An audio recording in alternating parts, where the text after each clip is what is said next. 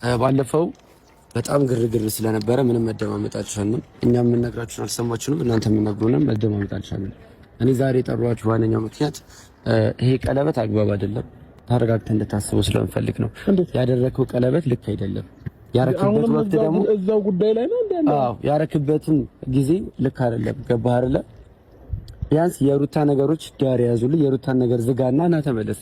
ነገ ሄዶ እዛ እያደረ የሚመጣ ባል ነው እንደምትፈልጊው ወንድሜ ለዚህ ጉዳይ አይደለም አይደል? ጠራኝ እኔ ለሱ ጉዳይ አይደለም ማለት አሁን ጭቅጭቁ ሲጀምር ማለት ነው። ቆይ ወንድሜ አይደለም የፈለኩ ለራሴ ጉዳይ ነው። ደበረ እንዴ?